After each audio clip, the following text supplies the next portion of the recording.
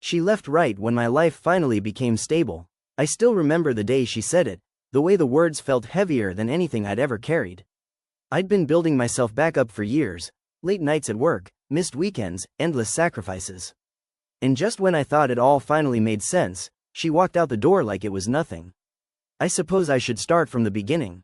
Before stability, before the steady paycheck and the apartment that didn't smell like old pizza and regret, before I could even imagine a life without constant panic about money or failure. We met when I was a mess. College dropout, bouncing from temp job to temp job, living in a friend's couch for months. She was everything I wasn't. Organized, focused, full of plans and energy. She had a laugh that could make the world feel right even when nothing else did. And somehow, against all odds, she chose me. The early years weren't easy. I was messy, emotionally and physically. Bills went unpaid. I snapped at her over stupid things. I got drunk on weeknights just to feel alive. And she stayed. She cooked meals for me, lent me her notes when I went back to school, reminded me to pay my taxes. Every little thing I ignored, every small disaster I caused, she carried with patience I didn't deserve. I loved her for it, and I resented her a little for it too. I resented her stability while I floundered. But I wanted to grow. I wanted to be the man she thought I could be. So I started putting in the work, late nights studying, weekends dedicated to building a career, therapy for the first time in my life, learning how to adult without panicking at the thought of failure. Slowly, almost imperceptibly, my life started to balance. And that's when things started to change. At first, I didn't notice. I was too busy adjusting to the quiet rhythm of my new life. I had a steady income, an apartment I could call my own, friends I actually wanted to see, hobbies that didn't feel like distractions from survival. I was proud of myself. I felt like I finally deserved her. But she wasn't the same. Little things began slipping through the cracks. She'd text me, busy, when I asked how her day went. She'd glance at her phone during dinner, her smile absent, a little forced. When we talked, her sentences felt clipped, rehearsed almost. One night, I tried to joke about something at work. She nodded politely, but there was no laugh. Just a pause, a sigh. "I'm tired," she said, and went back to scrolling her phone. That should have been the first alarm bell, but I blamed it on stress, on work, on anything but what it really was.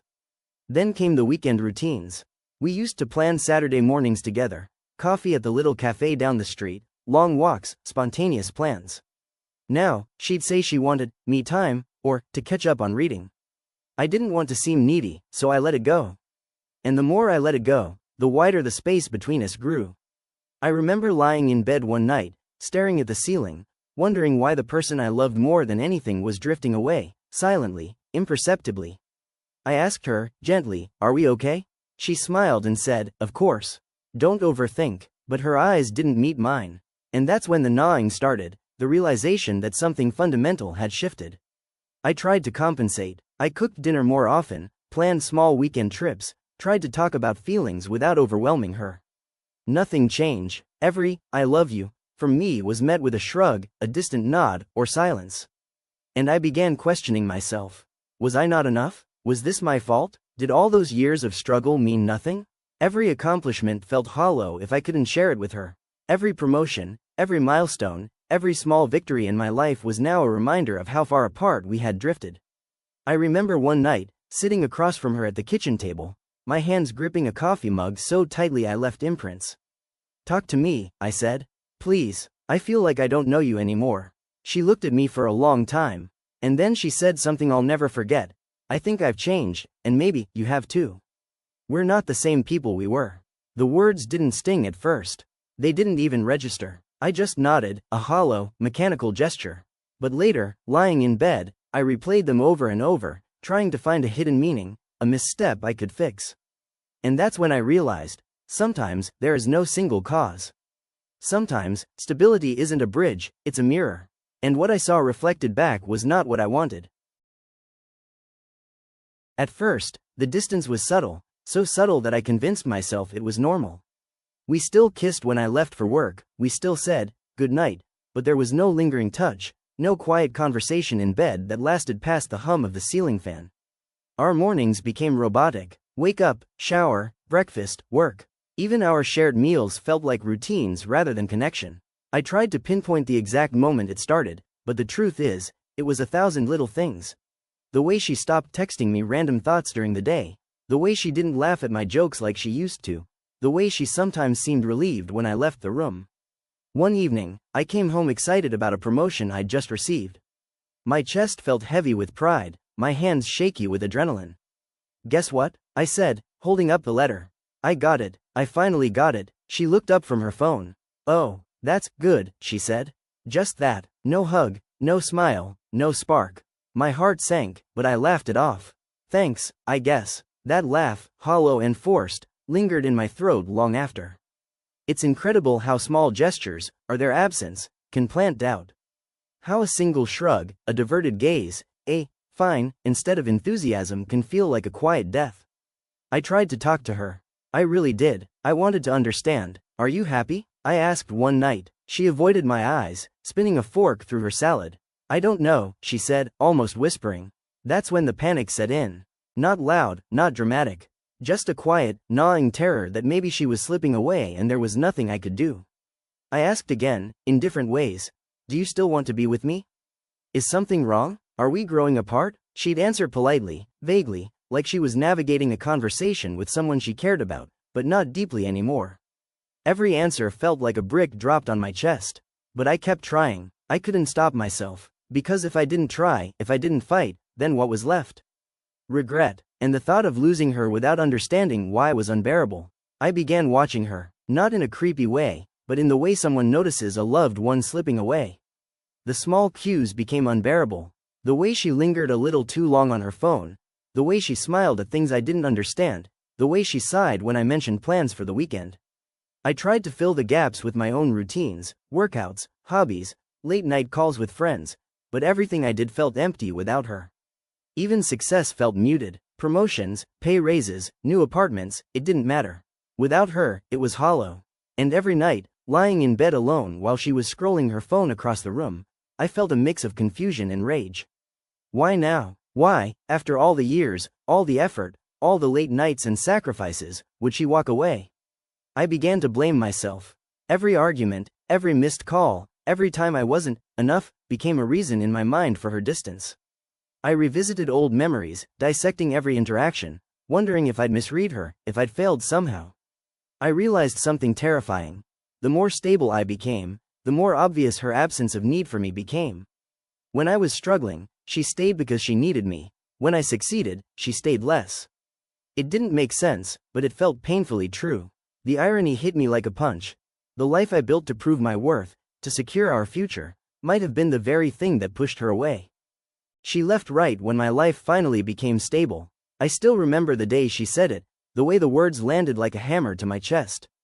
I had been building myself back up for years, late nights at work, weekends spent studying, months of therapy, learning how to manage bills without panicking. I finally had a steady job, my own apartment, a life that didn't feel like a balancing act on a tightrope. And just as everything started to click, she walked out.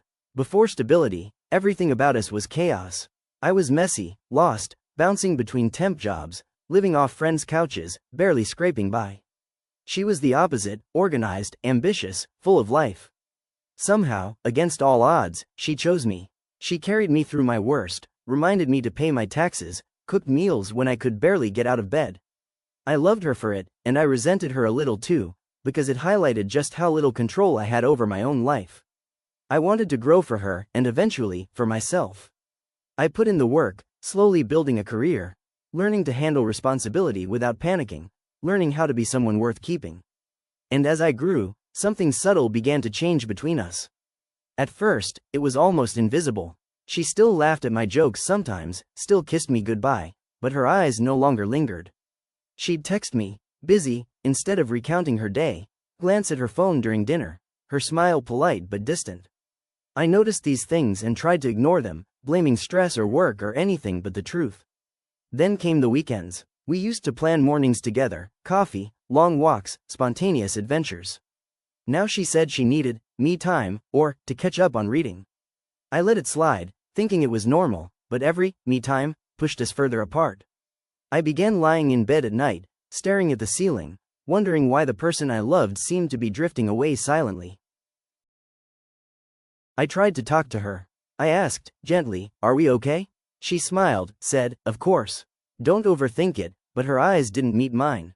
That's when the panic started. Not loud, not dramatic, just quiet, gnawing, like a shadow stretching across the room. I tried everything to bridge the gap, cooking dinners, planning weekend trips, initiating conversations about feelings. Nothing worked. Every "I love you" was met with a shrug or silence. I questioned myself constantly. Was I not enough? Was all this effort meaningless? Every promotion, every milestone felt hollow if I couldn't share it with her fully. One night, I sat across from her at the kitchen table, gripping my coffee mug so tightly it left marks on my palms. "Talk to me," I said. "I feel like I don't know you anymore." She looked at me for a long time and finally said, "I think I've changed, and maybe you have too. We're not the same people we were." At the time, it didn't hurt. It just sounded like a neutral observation. But later, lying in bed, replaying it over and over, it felt like a verdict. Sometimes, I realized, stability is a mirror, not a bridge. And the reflection can be terrifying. Our days became a series of mechanical routines: wake up, work, eat, sleep, repeat. Even when we were physically together, there was no connection, no spark. I came home one evening with a promotion letter in my hand, chest swelling with pride, ready to share my triumph. "Guess what?" I said. She looked up from her phone, smiled faintly, and said, "Oh. That's good." No hug, no excitement. Just good. My chest sank. That was the moment I realized that no matter how much I succeeded, she had already checked out. I tried to dig deeper, to understand her distance.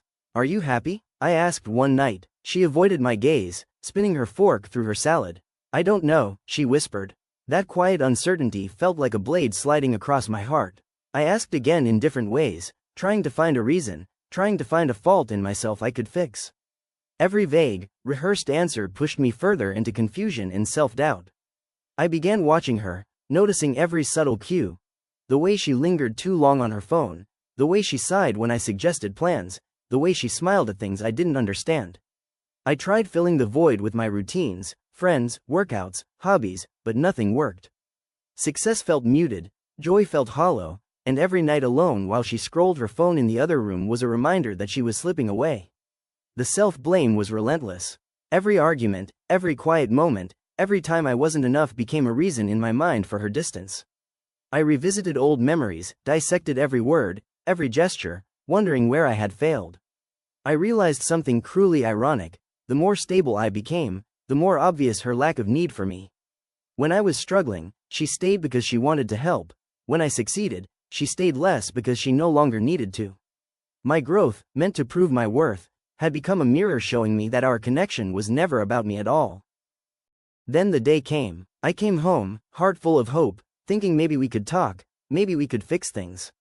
She was packed, just a suitcase by the door, quiet, methodical. I froze. "Where are you going?" I asked, voice trembling. She met my gaze, calm, almost gentle. "I think it's over," she said. No argument, no drama, just a quiet, irreversible decision. I begged, I pleaded, I tried to understand. But there was nothing to grasp. There never had been. In the end, she left not because of a fight, not because of betrayal, not because I failed. It was simply the wrong time for us, the cruel irony of life aligning my stability with her detachment. I spent months replaying it in my mind, analyzing every interaction, every smile, every sigh. Some nights I cried, other nights I raged silently. I wanted to hate her, to blame her, to demand reasons that didn't exist. But slowly, painfully, I began to see the truth. Some relationships aren't meant to last, not because of mistakes, but because timing is a force we cannot control. Even now, years later, I still think about that timing, about the life I built and the love I lost. I carry both forward, the stability I earned and the heartbreak I never fully recovered from. I learned that love isn't always enough, and effort isn't always rewarded. And sometimes, the hardest lesson of all is realizing that being enough isn't the same as being wanted. After she left, the apartment felt impossibly quiet. Every corner held memories of her, her coffee mug still in the sink, a jacket draped over the chair, the faint scent of her shampoo lingering in the air. I wandered through it like a ghost, performing routines I had built around her presence, routines that now felt absurdly hollow.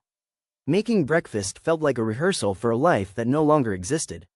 I poured cereal into a bowl, watched the milk swirl, and almost expected her to appear at the counter, asking for the last slice of toast. She never did. Work became a refuge, though it offered little real escape. My colleagues congratulated me on my promotion, on the apartment, on how well I was doing. I smiled, nodded, and went home alone. I tried to fill the empty hours with errands, workouts, podcasts, even socializing with friends. But every laugh felt faint, every conversation superficial. I would come home, check the apartment, and the emptiness greeted me like a person. Sometimes, in the quiet of the night, I'd find myself replaying our last months together. The subtle cues I had ignored, the clipped responses, the forced smiles, the excuses for distance. I remembered the nights she said she was tired or needed space, and I convinced myself that it wasn't serious, that it was just stress, that everything would be fine. But it wasn't stress, and it wasn't fine. I remember one evening in particular, a few weeks after she left. I sat at the kitchen table, a half-drunk cup of coffee in front of me, and stared at the stack of mail I hadn't opened. I thought about calling her, about asking why, about trying to get her back, but my phone felt heavier than a brick in my hand. The words I wanted to say had lost their meaning. There was no explanation that would fix it, no logic that could bend her decision back into my life. And that was the cruelest part. The realization that all my effort, all the nights I stayed up worrying about bills, about work, about being a better man, had changed nothing in terms of her. My stability, which I had worked so hard to achieve for both of us, had come too late to matter. I had been climbing toward something I thought would save us, and the higher I went, the farther she drifted. The nights were the hardest. I would lie in bed and listen to the hum of the city outside, imagining her life elsewhere. Did she think about me at all? Did she miss the small, intimate things we had, the way we used to share music late at night, the way she'd trace patterns on my arm while we watched TV, the way we laughed at inside jokes no one else understood? Or had she erased those memories, tucked them away so neatly that they no longer existed in her mind? I oscillated between rage and despair. Sometimes I wanted to scream at her for leaving, to make her feel the sharp weight of the emptiness she left behind. Other times, I wanted to collapse into myself, curling up on the couch, staring at the floor, unable to comprehend that someone I had loved so fiercely could walk away so quietly. Friends tried to console me. They told me time would heal, that I would meet someone else, that the right person would appreciate what I had built. But their words felt distant, like advice for someone else's life. I knew logically that they were right, but logic had no place in the hollow ache that had taken up residence in my chest. Every meal I ate, every quiet walk, every conversation felt muted, filtered through a lens of loss that I couldn't escape. I kept thinking about the timing, how cruelly ironic it was that just when I became stable, just when I thought I could finally offer the life she deserved, she left. It wasn't because I had failed or because she was unhappy, it was simply because the moment had passed, because stability revealed truths that chaos had masked. In my struggle, she had leaned on me, in my success, she didn't need me, and in not needing me, she disappeared. And so, I began to rebuild again, not the me that existed before, struggling and chaotic, but the me that was forced to live with the quiet devastation of knowing that love, effort, and time are not always enough. I filled my days with work, exercise, reading, trying to focus on things I could control, but the nights reminded me that the void she left could not be replaced.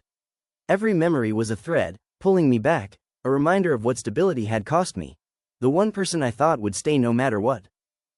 Days turned into weeks, and weeks into months, but the rhythm of my life hadn't changed. I still went to work, still came home, still performed every task as if nothing had happened. But inside, I was a tangle of questions and memories that refused to untangle themselves. I would wake up before my alarm, heart racing, imagining that she was still there, imagining that maybe it had all been a dream and she'd appear in the kitchen, coffee in hand, rolling her eyes at me for staying up too late. But every morning, reality hit harder than the day before. She wasn't coming back. I found myself obsessing over the tiniest details of our time together. The way she tilted her head when she laughed, the way her hand felt in mine, the subtle scent of her shampoo that lingered on the pillow long after she left. I couldn't stop replaying conversations, picking apart every word for hidden meaning, wondering if I had ignored signals that I should have seen. I'd lie awake at night, staring at the ceiling, and whisper into the darkness, was it me? Did I fail? I began documenting everything, almost compulsively.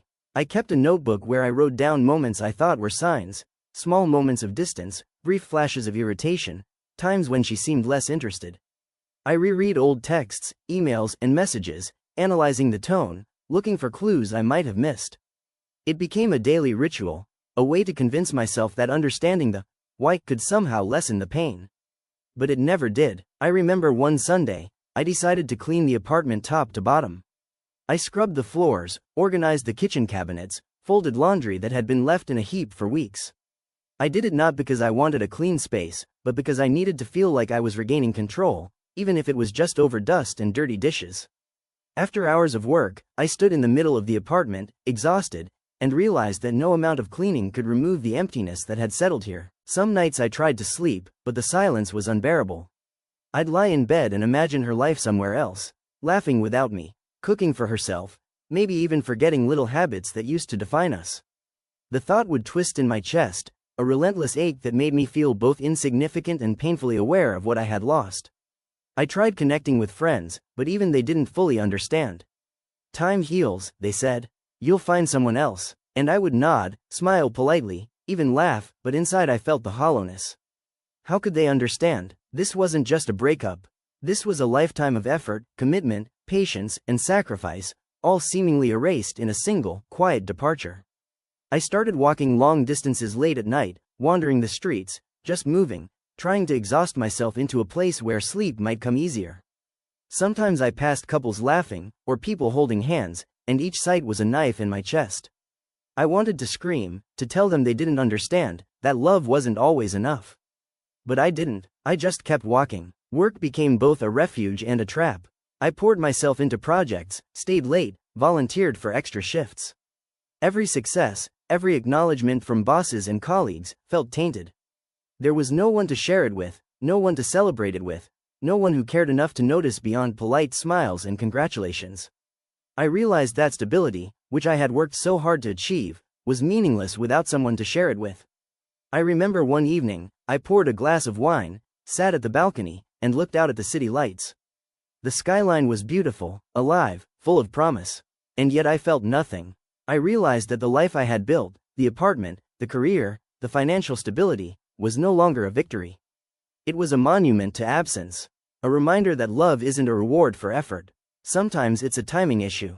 Sometimes, even your best is irrelevant. I thought about writing to her, sending a message just to say I understood, or maybe just to feel a connection one last time. But my fingers froze over the keyboard. Words felt useless. Any explanation I might demand or offer would be meaningless. She had made her choice, and I had to accept it, even if acceptance felt like drowning in slow motion. I began trying to understand the cruel paradox. All those nights I stayed awake worrying, all those weekends I sacrificed, all the personal growth I forced myself into, it wasn't enough to hold her. Stability had come too late, or perhaps it had never been about stability at all. In her mind, in her heart, the timing was off. And timing, I realized bitterly, is something no one can control. I started to notice subtle shifts in myself. Small habits I had ignored became exaggerated. I checked my phone compulsively, half expecting a message from her. I replayed memories incessantly, sometimes smiling at the good times, sometimes breaking down at the realization that they were gone. I became hypersensitive to anything that reminded me of her, songs, smells, even fleeting gestures that mirrored something she used to do. Months passed, and slowly, painfully, I learned to live alongside the void she left. I didn't fill it completely. I realized that some holes never close. But I began creating a rhythm, a life that was mine, not defined by her presence or absence. I cooked my own meals, I laughed at my own jokes, I celebrated small victories alone. The apartment felt quieter, yes, but it was also mine. My body, my mind, my choices. And in that ownership, there was a strange, bittersweet solace. Even now, years later, the pain hasn't entirely faded. I still think about her sometimes, about the timing, about how life can be cruelly ironic. But I've learned something important. Love is not a reward for effort, and being enough for yourself is often the only certainty you can control. Stability is valuable, but it does not guarantee connection. And heartbreak, while devastating, can become a teacher if you're willing to learn its lessons. I carry both forward, the strength I built in her absence, and the scars of a love lost not to failure, but to timing. And though I sometimes lie awake, staring at the ceiling, whispering her name into the dark, I also know that I survived it. That in itself is something worth holding on to. There was a phase after the initial shock wore off where the pain changed shape. It stopped being sharp and became dull, constant, like background noise you can't turn off. I wasn't crying every day anymore. I wasn't collapsing on the floor or staring at my phone waiting for a message that would never come. Instead, I existed in a muted version of my own life. Everything worked. Nothing felt alive. I'd wake up early, make coffee, sit by the window, and watch the city start moving without me. I noticed how people seemed so certain about where they were going. Couples walking dogs, parents dragging sleepy kids to school. Everyone had momentum. I had stability, but no direction. I had structure, but nothing to anchor it emotionally. What haunted me most wasn't the breakup itself. It was the realization that she didn't leave during the chaos. She didn't leave when I was broke, anxious, unreliable, or overwhelmed. She stayed through all of that. She left when I became calm, predictable, safe. That thought followed me everywhere. At work, I'd catch myself staring at my screen, wondering if stability was boring to her. If the version of me who had finally learned how to breathe, how to plan, how to show up consistently, was the version she no longer wanted. Maybe the struggle gave us something to fight together. Maybe once the fight was over, there was nothing left connecting us. I started questioning everything I thought I knew about love. We're told effort matters, that growth matters, that becoming better guarantees something better in return. But no one talks about what happens when growth creates distance instead of closeness. When the person who supported you through your worst doesn't know where they fit once you're no longer broken. I replayed moments from the last year of our relationship and noticed things I hadn't seen clearly before. The way she'd listen politely when I talked about long-term plans. The way she'd change the subject when I mentioned the future in plural terms. The way she stopped asking me for help, stopped leaning on me emotionally, stopped needing reassurance. At the time, I was proud of that. I thought it meant she was okay. Independent, strong. Now I think it meant she was already practicing life without me. There was one memory I couldn't let go of. A random Tuesday night, months before she left. We were sitting on opposite ends of the couch. The TV was on, but neither of us was really watching. I reached for her hand out of habit. She let me hold it, but her fingers stayed loose, unresponsive. I remember thinking, that's strange. I remember tightening my grip slightly, and she gently pulled away a few minutes later, saying she needed to get ready for bed. That was it. No argument, no tension. Just a moment that should have told me everything. But I didn't want to see it. I kept believing that if I stayed consistent, if I showed up every day the same way, things would realign. That stability was a phase we just needed to settle into. I didn't understand that for her, stability wasn't a destination, it was an ending. After she left, I stopped trusting my own emotional instincts. I questioned whether I was too much or not enough. Whether I had misunderstood her love from the beginning. Whether she loved me, or just the role she played in my survival. That thought nearly broke me. Because if she loved the version of me that needed saving, then who was I now? I tried dating eventually. Not seriously, just enough to prove to myself that life was still moving. Conversations felt hollow. People asked what I was looking for, and I didn't know how to explain that I wasn't looking for excitement or intensity. I was looking for someone who wouldn't disappear when things finally stopped falling apart. Every time someone complimented my stability, my job, my routine, my emotional availability, I felt an unexpected wave of bitterness. Those were the exact things that hadn't been enough before. I realized something uncomfortable.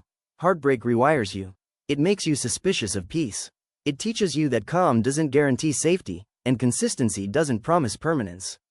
There were nights I sat on the floor of the apartment, back against the couch, lights off, replaying her voice in my head.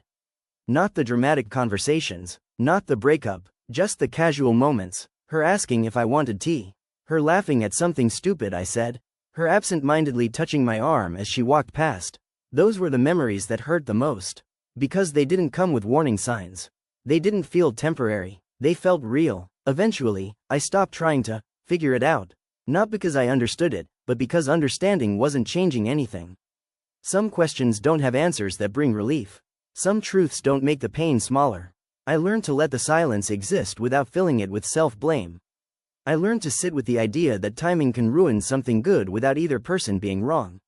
I learned that being someone's safe place during their life's turbulence doesn't guarantee a place in their calm. And slowly, quietly, I stopped measuring my worth by whether she stayed. My life didn't collapse after she left. That almost made it worse. Everything kept functioning. Bills got paid, promotions came, days passed. The world didn't care that something essential had ended. But I cared, and I still do, in a softer way now. Sometimes I think about her when things are going well. When I achieve something that would have made her proud. When life feels steady and manageable. And there's a brief moment where I imagine turning to her, sharing it, seeing her reaction. Then the moment passes. Stability is still here. I built it, I earned it, I just had to accept that it wasn't built for us. And that's the part no one warns you about, that sometimes, the version of yourself you work so hard to become is the version that has to walk forward alone. I don't regret growing, I don't regret becoming better. But I do carry the quiet grief of knowing that the timing of my growth cost me someone I loved deeply. She didn't leave because I failed. She left because life finally stopped being hard, and by then, we were already letting go.